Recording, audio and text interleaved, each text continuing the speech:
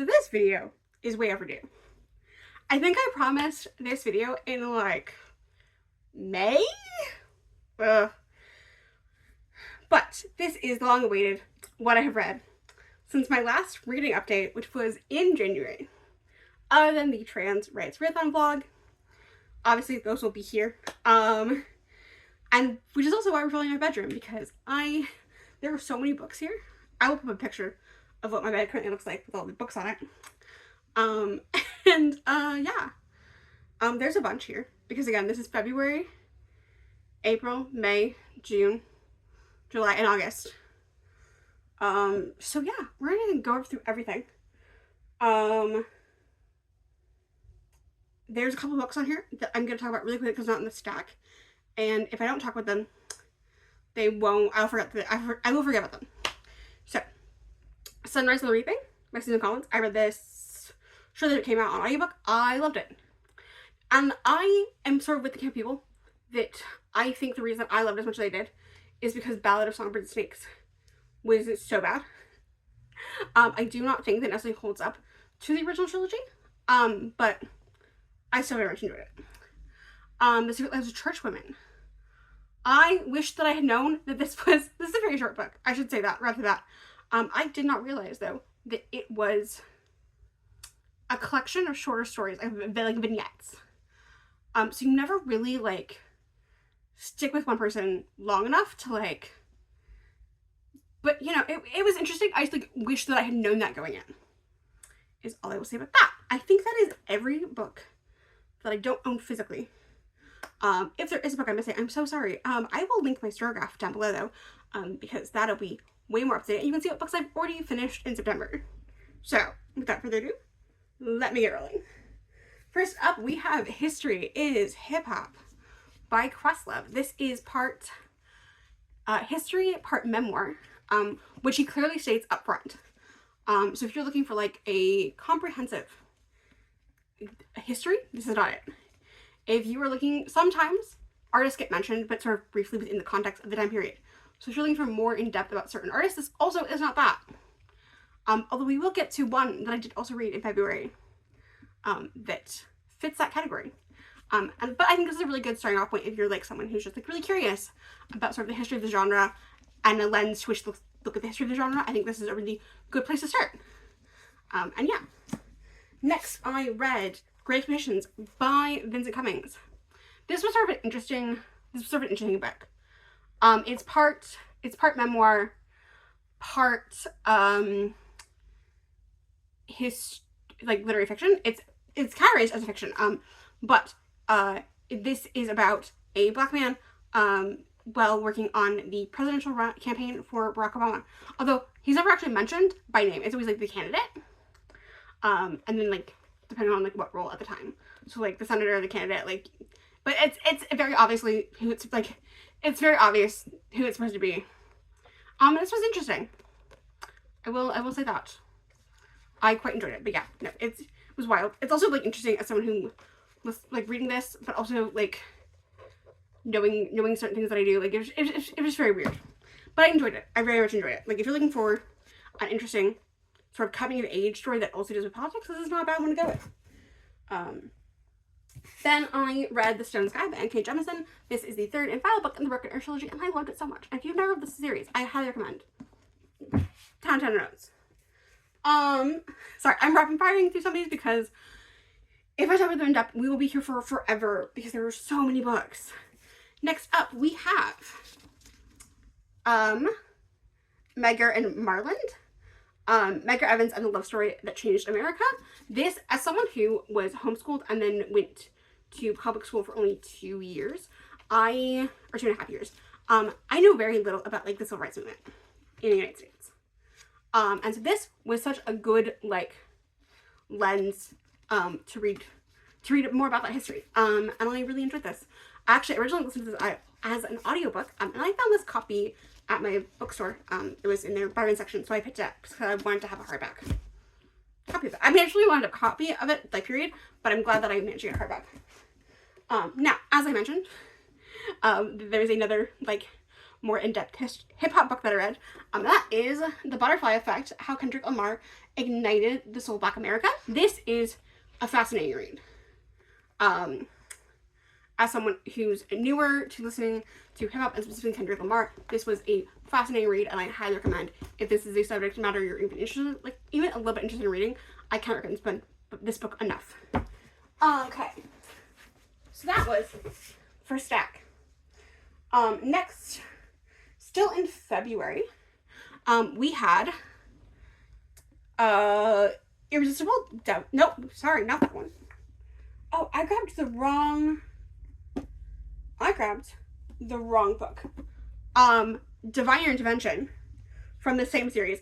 So these are what was this one called? Oh gosh. Okay, I'm gonna put the name of it here. I believe it was The Black Auction. Yes, it was The Black Auction. By Bonkers Romance. Anyway, Divine Intervention was the one I read first. This was like a loose retelling of, so I cannot explain how loose of a retelling this was. It was more like an interpretation. It was more like let's just like sort of use this fairy tale as like a reference point and then completely like go off the rails. It's supposed to be The Three Little Bears. I say supposed very lightly. It was interesting. There were some themes in here that I kind of wish like got played with more. Mainly the whole like demons angels aspect I wish got played with a little bit more, but they're novellas, like I'm not gonna fault anything. They're smutty novellas too, so like I'm not gonna really fault anyone. The other one I read was Royal Heart. This was, I believe, Beauty and the Beast. But yeah, I like this one a little bit more. But yeah, I will at some point get back to reading the rest of these. I still have the Pirates one to finish. And I think I'm gonna try to finish that one first before I read the rest of these. These just came in towards the end of February, and I needed some more Black authors, so that's why I read these two. Then moving into March, I read The Poisoner by Ivy Ophelia. I loved this book so much. First off, this is the Kickstarter exclusive edition, which has these gorgeous end pages, black interior. You cannot get this anymore. I am so sorry. This is gothic erotica is the best way I can describe this. Horror also, like gothic horror erotica. So, you know, look up the content warnings, definitely for sure. This follows a girl who like is a poisoner. And she poisons men who do bad things. And she poisons a vampire who can't die, and then he becomes infatuated with her. I really enjoyed this. This was right up my alley. And there is a sequel at some point. I don't know if it's out yet. I am waiting for the matching edition to this. So that is the plan. Then I read Deep End by Ali Hazelwood. I enjoyed this. I definitely think this is like in my as much as I love this, I would definitely say this ranks lower for me in some of Ali Hazelwood's novels. Although I do believe I did give it either like a 4.5 or a 5. I don't remember anymore. But I will say, comparatively, I think most Ali Hazelwood books I do give like around 5, if I'm gonna be honest. But this one just like didn't do it for me as much. But I did enjoy it quite a bit. Then in disappointments, I read Breaking the Dark by Lise Jewell. This is a Jessica Jones novel.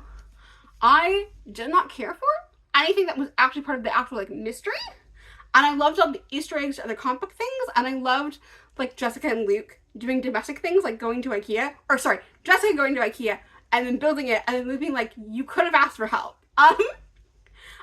There's also a fun Madam Web cameo. Like, there were things that I really liked about this, and some other things, like everything that I liked about this was for me as a comic book girly, and everything that I didn't like about it was this as a mystery book. So there's that. There's a Daredevil one coming out in September, and I'm like kind of scared. So fingers crossed it's good.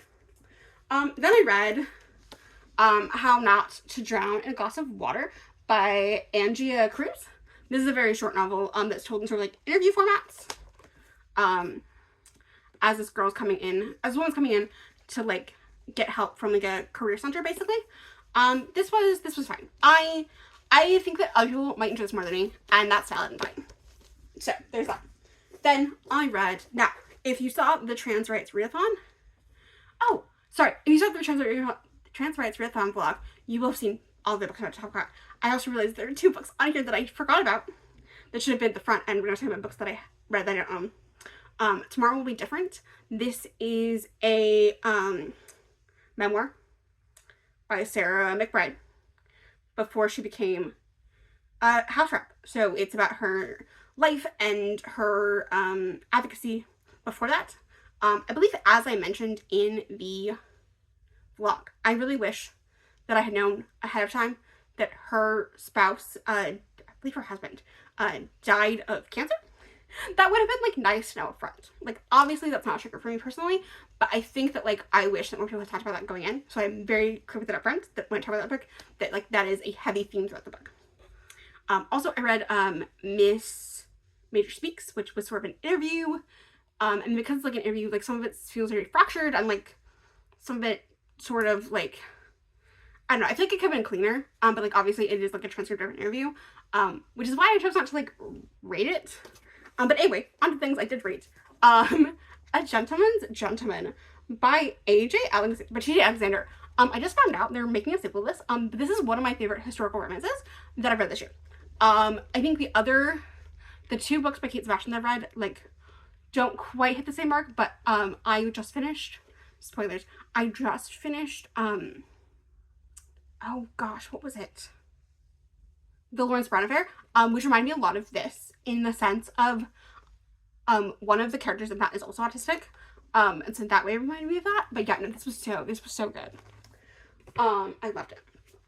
Also, in things I loved, Reclaimed by Seth Haddon. This is actually book 3 of a trilogy, but they're all standalones, so you do not need to have read there too. But I enjoyed this so much. It was a nice slow burn. Like, they don't really get together until, like, the end. Yeah, no, it was delightful, and it's also, like, a fantasy series, so, like, fun. Then I read August Kitto and the Mechs from Space. I loved this so much. It is about a future society in which musicians are the only ones who can control these mechs from outer space. And it's very fun. You've got different artists who specialize in different instruments, but are also, like, different genres, and they have to, like, learn how to, like, work together. This is very good. If you like Crimson Peak, I'm sorry, not Crimson Peak, jeez. If you like Pacific Rim, Ron Gilbert's horror film, you'll really like this. I think you'll have fun with this. Then I read Autopsy of an Ex-Teen Heartthrob by, oh my gosh, I'm gonna butcher his name, I'm so sorry. Guy played back in Pretorius. Anyway, I think that if you don't particularly care for more sort of stream of consciousness, more like here's what's happened, like here's what happened, or here's what I'm thinking, rather than like flowery language poetry, this is not the poetry book for you. No, it's not. But if you like sort of kind of messy, like I'm maybe not a good person, poetry, this might be for you. I typically find with poetry anthologies, like typically end up ranking them like around a 3. I may have rate that one a little bit higher, but like, I don't know. It's because there's poems I really liked and the ones I was kind of mid on. I think that's where I ended up. But, ew. Okay. Why is this stack the further away? Okay. Well, this is only part of the stack because I'm scared to reach over to grab more of it. After that, I read Everything is Tuberculosis by John Green. I think this is a really good jumping off point for discussions of the ways in which capitalism makes Health inaccessible, and how we could have cured tuberculosis and we choose not to. If you're someone that really has thought about these things, I think that this is sort of very surface level, but I think it's written in a really unique way where John's also turning, like, it's not just like a, well, it is a lot of like this fact and this fact. John also ties it very into like his personal life, having met someone with tuberculosis, named Henry. And yeah, it was very good. I really enjoyed it. But I am also like a huge John Green fan, so like. Next up, I read Retreat by Kristen Ritter. Oh my gosh.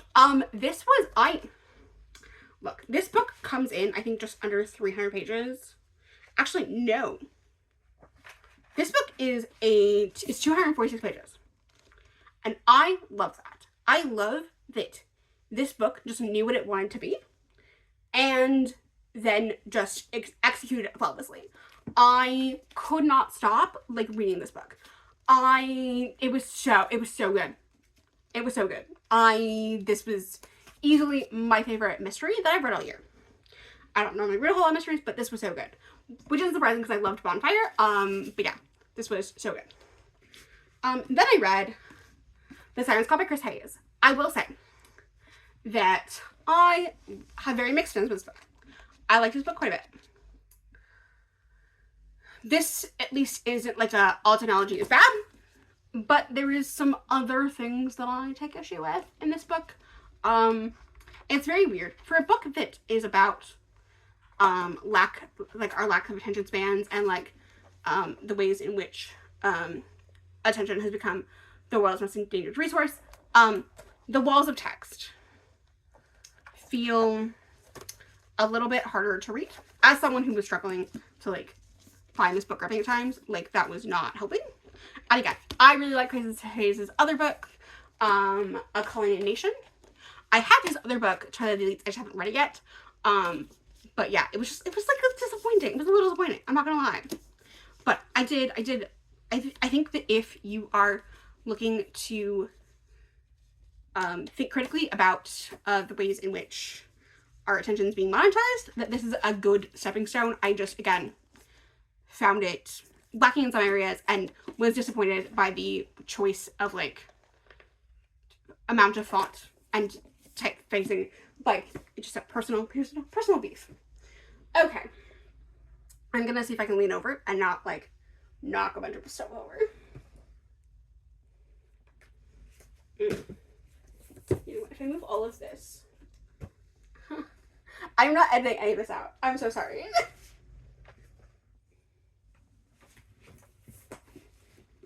Okay, well, I knocked over the other pile, but here we are. I now have some more books closer to me.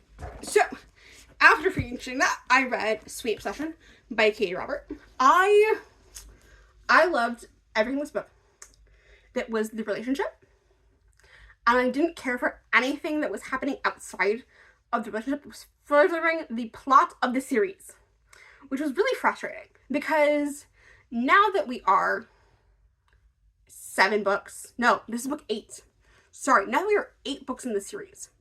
We definitely have to move the plot along a lot. I just didn't care. Actually, it's not that I didn't care. It's that I wanted more of the relationship.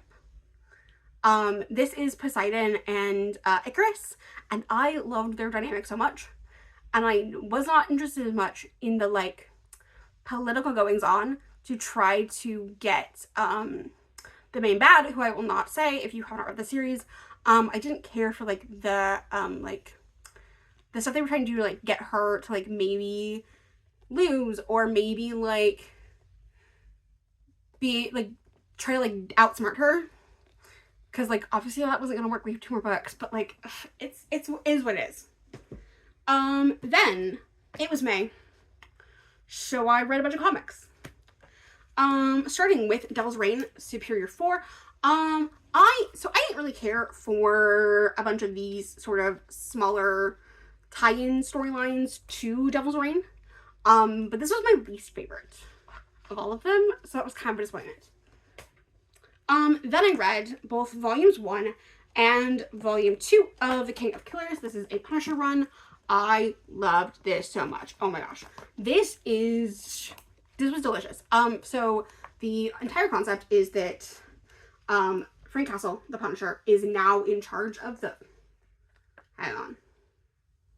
I just want to make sure I'm correct. And I don't say the wrong hand. Yes, the hand. Is now in charge of the hand. And it's partly because they used their magic to bring his wife back from the dead. But not their children. And so he keeps lying to her about the fact that, oh yeah, the kids are coming, everything's fine. She's starting to have nightmares about her own death. It was just delicious and good, and I really enjoyed it. Then in my slowly reading Saga. I knocked out the next 2 volumes that I had not yet gotten to, so 6 and 7. Saga is a sci-fi epic that if you are unfamiliar with, I don't know how to explain to you. And if you're familiar with comics, you probably are screaming about how long it's taking me to get through these books. And I promise I'm gonna try to get better, but I also make no promise. So here we are. I really enjoyed these. I'm really enjoying the series.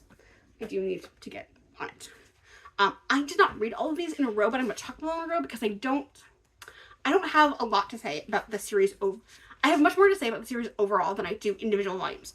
And that is, I read the first 4 volumes of Reckless by Kay Brubaker. So Reckless, the Friend of the Devil, Destroy All the Monsters, and Ghost Within You. Ghost Within You, my favorite so far. There also is Follow With You, or Follow Me Down. That's it. That's the 5th one. These are sort of gritty, noir, murders of the week kind of thing. I miss some murders. Sometimes there's disappearing people, sometimes it's like, but they're all like individually like self-contained stories about this detective, named, I don't remember his name right now, but the detective who runs his, like, PI firm out of like an old abandoned movie theater, and that is my favorite part. Like, I'm reading these because I really like Ed Brubaker, but they're really not my cup of, they're really not necessarily my vibe. Because like that like sort of gruff like noir like sort of cop thing really isn't my thing, but I appreciate them for what they are. And like they're just not really my thing, but like I will keep them. Like, I'm not gonna lie, they're gonna be in my collection for a long time, and yeah, I'm glad that I'm reading them. Like I said, Ghost and You is my favorite so far. But yeah, they've been interesting, I will say that. Then I read, and this is volume 1, so I'll look at the other ones at some point, but I started reading Cats and Harry: The Symbol of Truth. This is fun. The comic shop that I grew up going to, they moved to a different city. So they were sort of like getting rid of their inventory. So I picked this up. I probably wouldn't have otherwise, but I do like myself some Sam Wilson, so you know, it is what it is. Was it like the best comic I've ever read? No, but like it was fun. Then going on to July, June, we have Astro Burger Doesn't Fall. I loved Delilah Didn't Really Care, and I did not particularly care for Astro Burger Doesn't Fall. And unfortunately at this point, I don't remember all of the exact specifics as to why. I just didn't care for this, but I didn't, and it kind of made me sad. Like, I think there's one more book in this series, so I am gonna read it. But I am a little more hesitant. But in continuations of series that I did enjoy, we had The Lure of Their Graves. This is the 2nd book in the, oh gosh. This is the sequel to The Sins of Their Bones, which was one of my favorite books of last year. And I really enjoyed this. I will say, I definitely preferred The Sins of Their Bones. Because don't get me wrong, a lot of this book is the 2 main characters having the same argument. A lot. And so I just kind of wish some other things had happened. There's stuff that's happened in this book, but like, not in the same way of the first book. And that kind of made me sad. But I did enjoy this, I will say. And again, not a lot happens, but I really enjoyed it. We have Ascension by S.T. Gibson. This is the 2nd book in the Summoner Circle series. If you did not like the characters in Evocation, you will not like this book. Because it is more of them being themselves. Yeah, no, like, and obviously, like, this is Ray's book, and he has to learn how to, like, not be perfectionist, to the detriment of, like, literally everything that he's ever known. But also, like, it's just them being kind of messy. And we get more love interests, for our core polycule, and it was delicious, and I loved it, and yeah, it was so good. I'm so sad because apparently we're not getting book 3 next year. There's gonna be a year gap between 3 and 4, or sorry, 2 and 3, which is gonna be Maria's book. But I am so in love with the series that it'll be worth the wait. Then, and also, Nothing Really Happens. Stoner by, John Williams. I picked this up on kind of a whim. I was on Instagram and, somebody, we're not gonna name names, that I have a crush on may have at some point in the last 6 years recommended this book. And I was at my local bookstore and they had a copy, and so I bought it. I loved this book. Like, this book was written in I believe the 60s. Yeah, copyright 1965. And yet it is incredibly like readable as a classic. Like if you were looking for like a classic that is just like feels like contemporarily written, this is a good one to go with. Like, I also, especially if you love like academia, like this just, because like ultimately like it is about this man's life as he's a professor, but like he goes to the college to like learn about about agriculture, and then falls in love with literature, and then it's about sort of his life and his great love of literature. And and there's some like other things that are like that like go wrong in his life, a lot actually, more than right, but like I don't know, this was just very good and I very much enjoyed it. Also, in things I very much enjoyed, we have Tenderly I Am Devoured. This was such a good, like, gothic-y, like, weird, like, romance novel? This is why I should say that real quick. This is about a girl who comes back from school, to find out that, like, her family might have to sell their house, and so she makes a deal with a local deity to not have to sell the house. And shenanigans occurs, and happens, and it gets messy, but I loved it so much. Okay, so then next we had All Superheroes APR. Some people apparently don't like the hero in this, but to be fair, he's originally a bad guy, and he's switching sides. So he needs to hire a PR team to help his image. So yeah, he's not the most, like, likable person, but he's down bad. And, like, I love a man who's down bad, okay? But yeah, I enjoyed this. This was fun. She's writing more in the series. I'm not gonna lie, this is not something I wouldn't have picked up, but it was for a book club, so I'm glad that it was picked for a book club, because I ended up liking it. I also then read The Librarians and the Lost Lamp by Grey Cox. If you love The Librarians, and specifically if you have seen both the TV show and all 3 original films, you will love this book. Because we are switching back and forth between the TV show cast and Flynn Carson, as they deal with a genie lamp. And I loved it so much. I loved sort of this, like, because the Flynn sections take place in 2008, I think. No, 2006. So sort of in between the second and third films. Hang on, sorry, I'm trying to, yeah, 2006. So in between the second and third films. And then the rest of the gang is in Vegas, during the, like 10 years later. And I really liked this. Did I like, I think that Flynn's sections felt a little bit more tighter, personally, but also, like, I loved this. This was so good. There's 2 more of these tie-in novels, and I plan on getting to them hopefully next year. I own all of them. But yeah. Also, like, I'm not surprised that Grey Cox did a really good job of this, because he typically writes other tie-in novels. And I really enjoyed this. So then we read Problematic Summer Romance by Ellie Hazelwood. I loved this. Yeah. It's very funny to me that people are complaining about the age gap in this. Because I've been working on a thing a little bit here and there, that actually has a bigger age gap. So watching people be like, oh, it's problematic, and I'm like, okay, yeah, sure, that's problematic. You guys are gonna hate me. But yeah, this was fun. Like, I don't think you need to have read Not in Love to read this, even though it is sort of kind of a direct sequel, but like not really. But yeah, I really like this.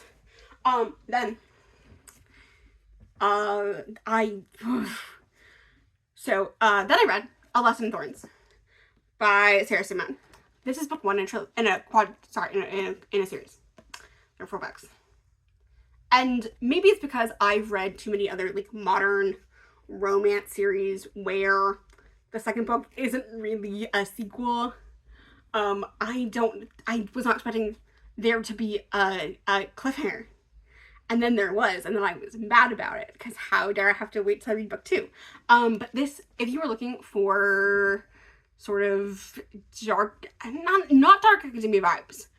Sorry, the vibes. Specifically the Pinterest coded, but it's actually more gothic than dark academia.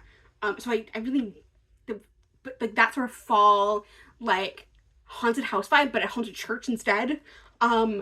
Read this, especially if you like a little bit of erotica, like delicious, so good.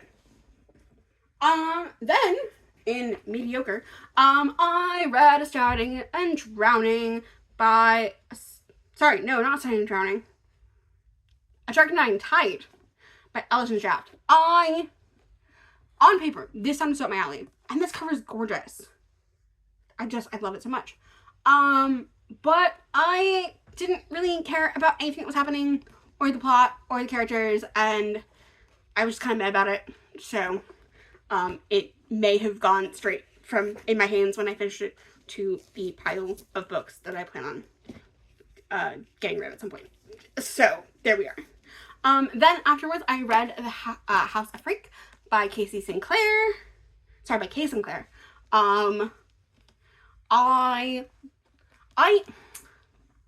I liked this book. I genuinely think that there are people who will love this book. I just think that I needed more stuff to actually happen. But yeah, I really liked this. It's about a woman who goes to sort of this house that's like magically known for like being a place for like people to go grieve. As her sister wanted her, as part of her sister's rights, wanted her to go there. And then she ends up like helping around the house with like chores and like stuff. And it's like very much supposed to be like cozy fantasy. And I just needed like more things to be happening for me to really care. But it was cute. I liked it. It's not like a book I'm gonna unhaul or anything. Yeah. Then I read, sorry, I'm making sure that like I didn't get books pushed over, but I think we really are towards the end of the list here. Then I read The World We Make by N.K. Jemisin. I liked this. But I definitely think that like it was less interesting than book 1 in my personal opinion. Especially now that like New York is actually now like properly a magical city. I don't know. I mean I read it and I enjoyed it, but like I don't think it needed to be a duology, is kind of my stance on it. Then I read Iron Widow. I really liked this. Is this my favorite mech book that I've read all year? Probably not. I probably would still say that I preferred, in some ways, August Kiddo. But you know, this was good. And I do own book 2, so I will, I think next year I'm going to try to like finish series that I've started. So this will hopefully be on the list. Hopefully I'll finish it in time for book 3 to come out. Okay, books finally have started to fall, which means that getting to the last couple books is going to be a challenge.